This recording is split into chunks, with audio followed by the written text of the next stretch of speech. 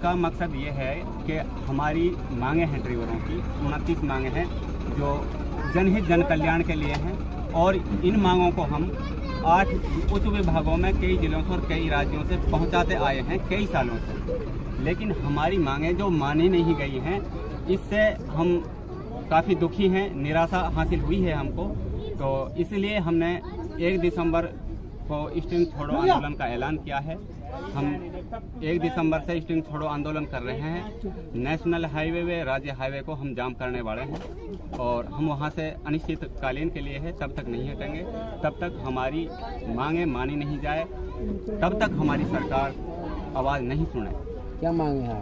हमारी मांग ये है कि जैसे ड्राइवर को मारा पीटा जाता है रोड पे, और गाड़ी से खींचकर मारा जाता है, चोरियां होती हैं, लूटपाट होती है ड्राइवर के साथ, लेकिन उसके लिए कोई ऐसी सुविधा नहीं है कि वो अपनी पीड़ा जहां पे रख सके।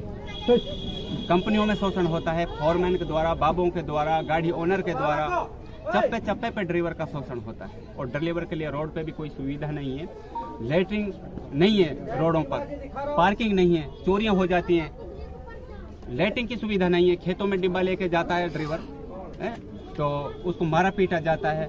यहाँ के हमने देखा है, आप सोशल मीडिया चलाते हो, आपने भी देखा होगा कि बहुत सारे ड्राइवर बाहर मारे गए हैं, और उनकी किला 2 किला दूर लाश मिलती है।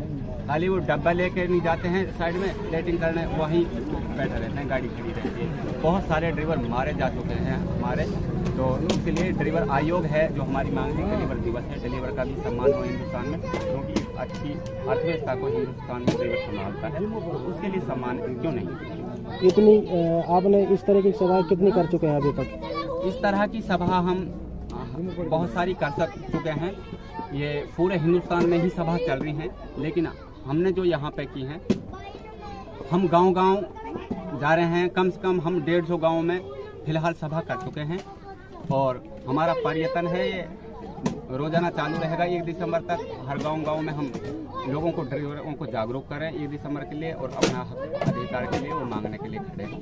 यही हमारा अगला प्रोग्राम कहाँ पर रहेगा? इससे अगला वाला प्रोग्राम है जो तिलकपरी में होगा, और एक अपने धूलबास है जो ये हजारीबाग के पास में ग्राम डोलाबास है, डोलाबास, और लिस्ट आई पड़ी है। धीरे धीरे जैसे हर गांव के ड्राइवर अपने गांव के ड्राइवरों को एक बैनर में चढ़ा के नहीं, अपने गांव में बैनर लगा रहे हैं, और जब बैनर और ड्राइवरों को कंप्लीट करके नहीं वो हो जाते हैं, वो हमको फ़ोन कर देते हैं, तो हम हमारी ऑल ड्राइवर कल्याण संघ भारत टीम वहाँ पहुँच जाती है। ये ड्राइवरों को जागरूक करने का ही हमारा उद्देश्य है कि अपने हक अधिकार के लिए हों। किसी से ये नहीं है कि भाई कोई राजनीति है, कोई सपोर्टर है किसी का, या किसी हमारे फॉरमैन या गाड़ी ओनर या किसी से लड़ाई झगड़ा है, ऐसा कुछ नहीं। हमारा मकसद ये है कि ड्राइवर जागरूक हों, अपने हक व अधिकार के लिए अपने उनको मांगने का काम करें। इस संघ में अब तक कितने ड्राइवर जुड़ चुके हैं आपके साथ? यहाँ से लगभग समझो कि मैं यहाँ अपने कामा विधानसभा की अगर हम बात करें तो लगभग यहाँ पे 50,000 होंगे समस्त ड्राइवर।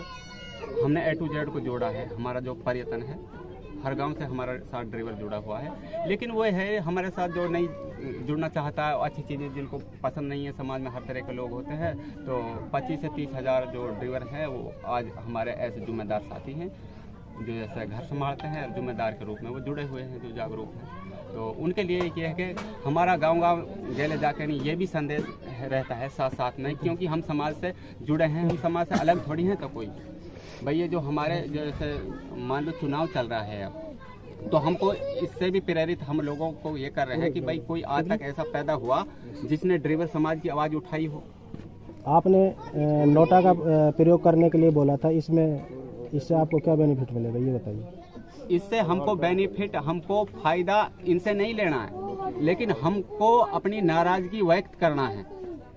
हमको अपनी नाराजगी ये दिखानी है कि हम नाराज हैं बीजेपी से भी, कांग्रेस से भी, और भी अन्य जो पार्टी हैं। हमको कोई यह नहीं है कि पर्सनल नाम ले। आपको मालूम है कि देश पर राज किसका रहा है 77 सालों में, तो हम किसी पार्टी का ये सपोर्टर के तौर पर नहीं, बगावत के तौर पर हम कह रहे हैं बड़ी जिम्मेदारी से। हम किसी की सपोर्ट नहीं करते, क्योंकि हमारे लिए 2 शब्द आज तक कोई पार्लियामेंट में बोलने को नहीं मिला। अगर किसी ने मंच पे भाषण दिया है ना फेंटा बांध के, नहीं तो उसने आश्वासन दिया है, जमीनी स्तर पर काम नहीं हुआ है। ये सरकारों से उदासीनता के कारण हम इस काम को करने जा रहे हैं।